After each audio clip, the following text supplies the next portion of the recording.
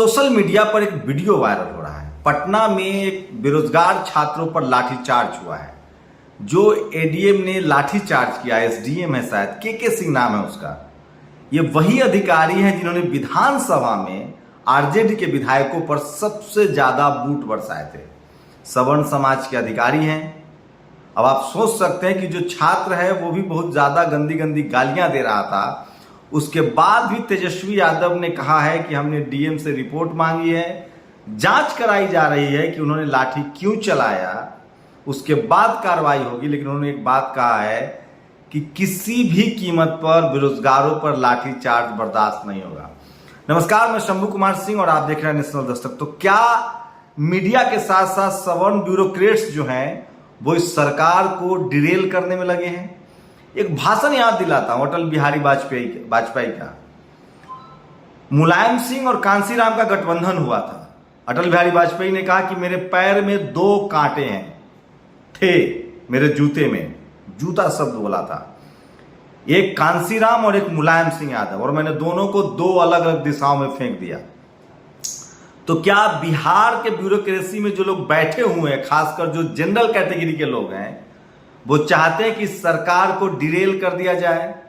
मैं फिर बार बार कह रहा हूं, उनका चीफ मिनिस्टर हो या चपरासी हो या चीफ जस्टिस हो, सोचिए, जो लोग जातिगत दुर्भावना से आपको चपरासी नहीं बनने देना चाहते हैं, आपको लगता है कि वो आपको चीफ मिनिस्टर बनते हुए देखना चाहेंगे, आपके जजेज को जेल में डाल दिया जाता है। मैं इसलिए कह रहा हूं, भारत एक जाति प्रधान देश है और इस देश में अगर आपको मुख्यमंत्री, सीएम, पीएम, एसपी, डीएम रहना है तो जातिगत समीकरणों को साधना पड़ेगा।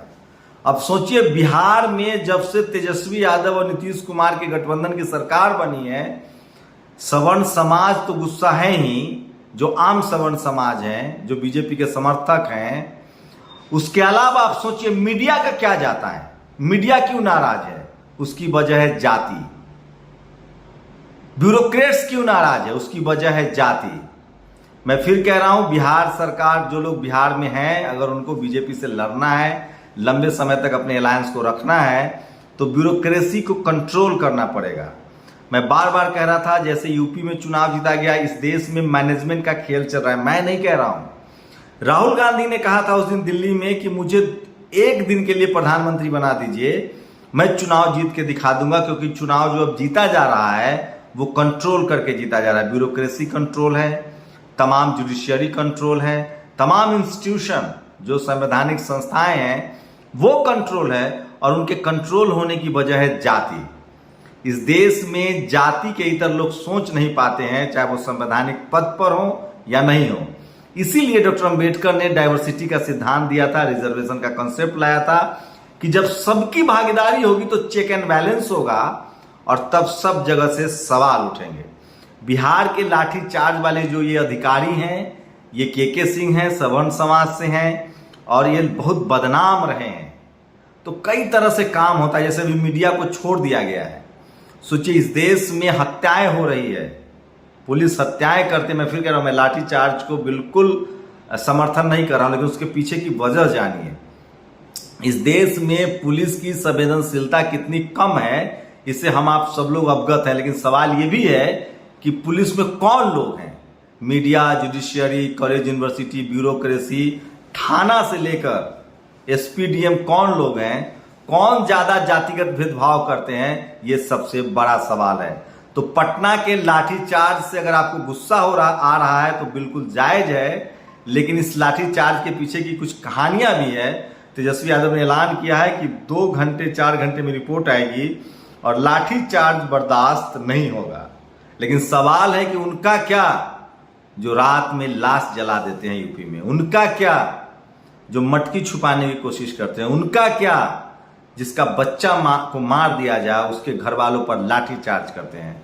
मैं फिर कह रहा हूं, इस देश में पुलिस को बहुत ज्यादा सेंसिटिव बनाने की जरूरत है। लेकिन सवाल यह है कि वो कौन लोग हैं जो सिस्टम में बैठे हुए हैं और जो सिस्टम चला रहे हैं। सिस्टम शब्द मैं इसलिए कह रहा हूं कि आजकल चित्रा त्रिपाठी सरकार का नाम न लेकर सिस्टम बोल रही है। देखते हैं कि आज बिहार का सिस्टम बदनाम होता है या नीतीश कुमार, तेजस्वी यादव। मैं फिर कह रहा हूं, जो लोग आपको चपरासी नहीं बनते हुए देखना चाहते हैं, वो आपको चीफ मिनिस्टर और चीफ जस्टिस बनने दे, तो ये आपका भोलापन है। चलिए मैं कुछ और बड़ी खबरें बता दे रहा हूं जो सोशल मीडिया पर आज वायरल है।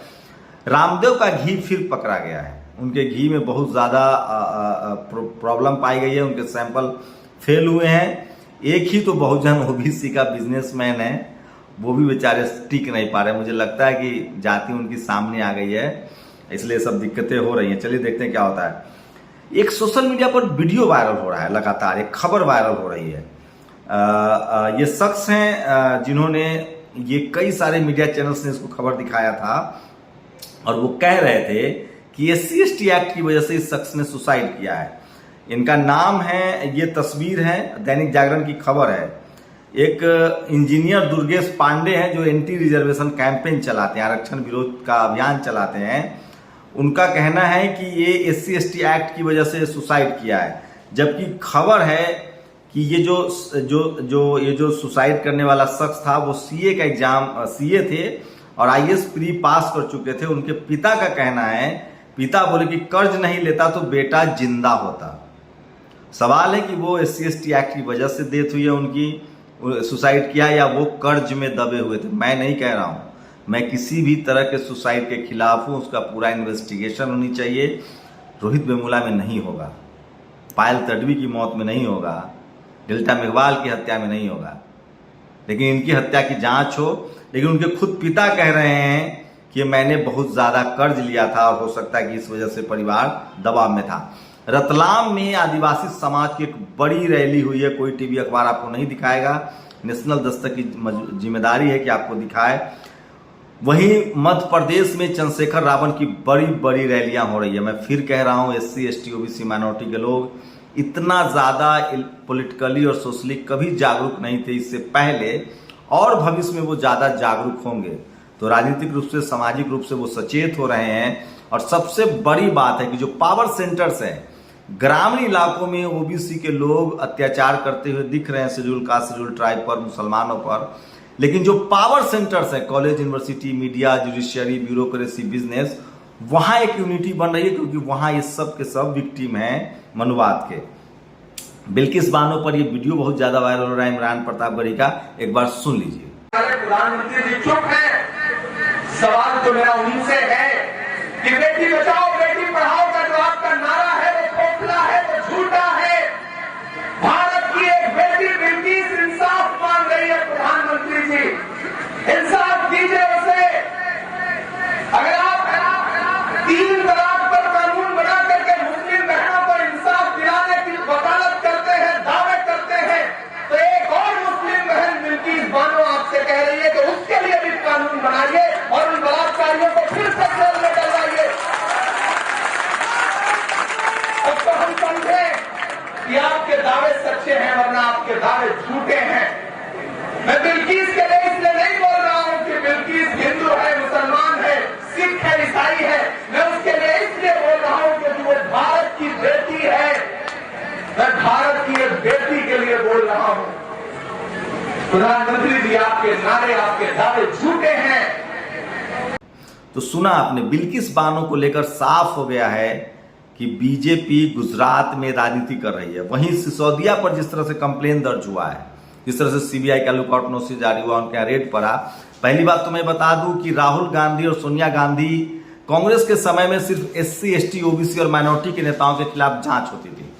इस देश में 90% SC/ST OBC के अधिकारियों के खिलाफ विजिलेंस की जांच होती है और उनको पेंडिंग में डाल दिया जाता है, उनका CR खराब किया जाता है ताकि उनका प्रमोशन ना हो।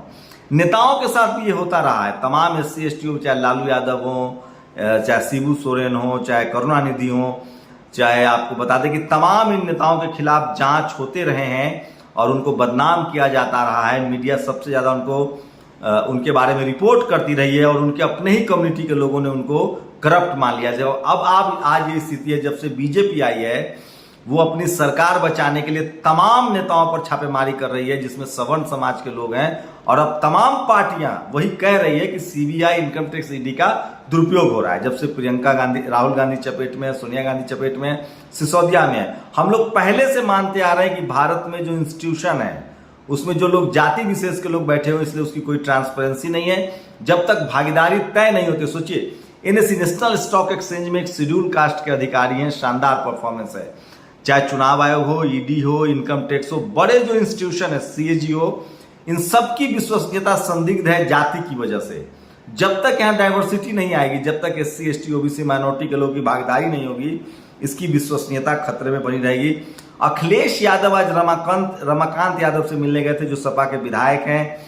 गाजीपुर में सबसे ज्यादा सोशल चेंजेस के लिए उन्होंने काम किया है, और अखिलेश ने उसके बाद बाइट दी है कि जीएसटी से दूध दही सब कुछ महंगा हो गया। देखते हैं जिग्नेश मेवानी का एक वीडियो, एक बार सुन लीजिए। ईडी, इनकम टैक्स, सीबीआई जैसी एजेंसियों के आगे कर विपक्ष को निशाने पर ले रही है गुजरात में भी सरकार। तो ये कांग्रेस का जो कांग्रेस की जो पॉलिसी थी, वो पहले सिर्फ लालू यादव हो, मायावती हो, इन लोगों को डरा के रखते थे।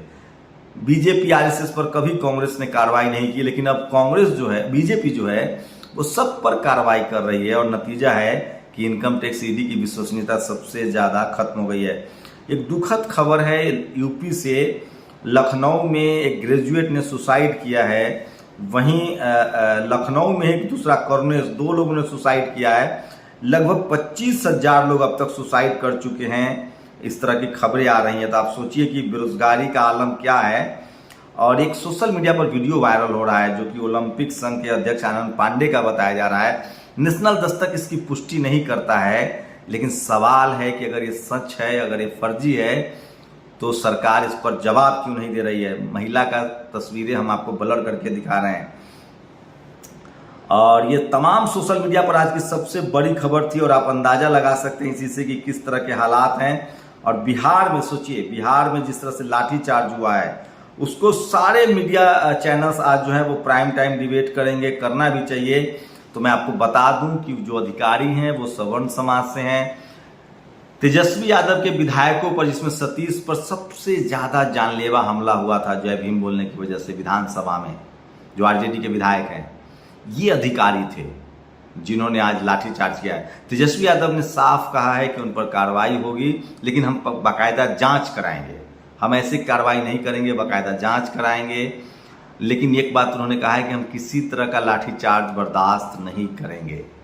ये अब तक का अपडेट है। फिलहाल मैं आपको बता दूं कि जिस तरह से मनीष सिसोदिया को लेकर तमाम खबरें बनाई जा रही है, आप सोचिए, कल्पना कीजिए कि जिस देश के 90% इंस्टीट्यूशन पर, संसाधनों पर, तमाम संवैधानिक संस्थाओं पर सवर्ण समाज का कब्जा है, उन संस्थाओं ने, चाहे सीबीआई, इनकम टैक्स, ईडी ने बहुजन नेताओं को, सोचिए, मधु कोरा मुख्यमंत्री होने के बाद जेल में रहे, शिबू सोरेन जेल में गए। ट्राइबल के साथ क्या हुआ, पिछड़ों के नेताओं के साथ क्या हुआ, मायावती के साथ, शेड्यूल कास्ट के नेताओं के साथ क्या हुआ, आज मुसलमानों के साथ क्या हो रहा। तो मैं फिर कह रहा हूं, इस देश के तमाम संवैधानिक संस्थाओं, तमाम इंस्टीट्यूशन को जाति विशेष के लोगों ने जाति की वजह से बदनाम कर दिया है, और अब सब पर सवाल उठ रहे हैं। तो अरविंद केजरीवाल को भी अपने गिरबान में झांकना चाहिए। जब पहले आरोप लगते थे लालू यादव पर या किसी नेता पर, तो वो सीधे इस्तीफा मांगते थे। सोचिए, इस देश में सबसे ज्यादा टेलीकम्युनिकेशन रिवॉल्यूशन लाने वाले, जब 2G का समय था, तो उस समय कनी मोड़ी थी, मारन थे, ये राजा थे, इन दोनों को जेल में डाल दिया गया था सिर्फ आरोप लगने की वजह से, जबकि ये लोग बेदाग साबित हुए, और 2G घोटाला भी कोई घोटाला ही नहीं था। तो मैं इसीलिए कह रहा हूं कि जो टीवी अखबार आपको दिखा रहा है वो बिल्कुल उतना सच नहीं है जितना आपको बताया जा रहा है। एक बड़ी राजनीति होती है, एक बड़ी पॉलिसी होती है, जिसमें जाति को बचाया जाता है, धर्म को बचाया जाता है। मैं इसलिए बार बार कह रहा हूं कि अगर SC, ST, OBC, माइनॉरिटी के लोग जातिवाद के खिलाफ धरना प्रदर्शन करते हैं तो मीडिया नहीं दिखाएगी। अगर SC, ST, OBC, माइनॉरिटी के लोग आज के हालत में कांग्रेस के खिलाफ प्रदर्शन करते हैं तो उसको हो सकता है मीडिया दिखाएगी। लेकिन जब आप जातिवाद के खिलाफ प्रदर्शन करेंगे तो मीडिया नहीं दिखाएगी। बीजेपी के खिलाफ प्रदर्शन करते हैं तो हो सकता है आपको मीडिया दिखा दे, क्योंकि मीडिया और तमाम जो लोग हैं उनको सबसे ज्यादा प्यार अगर किसी चीज से है तो वो जातिवाद से है। मैं इसलिए बार बार कह रहा हूं कि जब डॉक्टर अम्बेडकर का समय था, जब फूले का समय था, पेरियार का समय था, तब मीडिया को लोग कांग्रेसी कहते थे, तब बीजेपी का उदय नहीं हुआ था। और कांग्रेस जो थी वो बड़ा स्टेक होल्डर थी सवर्णों की और हिंदुइज्म का। अब उस जगह को बीजेपी ने ले लिया, इसलिए टीवी अखबार उनके साथ है। तो टीवी अखबार जो आपको दिखा रहे हैं वो दरअसल खबर नहीं, ज्यादातर प्रचार है। और सवर्ण समाज के दो आइडियोलॉजिकल वीपन्स आपके घरों में होते हैं, एक टीवी और एक अखबार। तो जब भी आप टीवी अखबार में कुछ देखें और जिस बहुजन नेता के खिलाफ वो बोल रहा है, आप मान लीजिए कि यकीनन उसने आपके समाज के लिए कुछ बेहतर काम किया होगा। सोशल मीडिया पर ये तमाम बड़ी खबरें थी जो वायरल थी, उसका विश्लेषण था। आपकी प्रतिक्रिया बहुत जरूरी है। शुक्रिया। नेशनल दस्तक की आपसे गुजारिश है कि अगर इसको बचाना चाहते हैं तो नेशनल दस्तक को सब्सक्राइब करने के लिए रेड कलर के सब्सक्राइब बटन को दबाएं, फिर बेल आइकन की घंटी दबाएं। नेशनल दस्तक को बचाने के लिए बहुत जरूरी है कि हर खबर को शेयर करें, लाइक करें, कमेंट जरूर करें।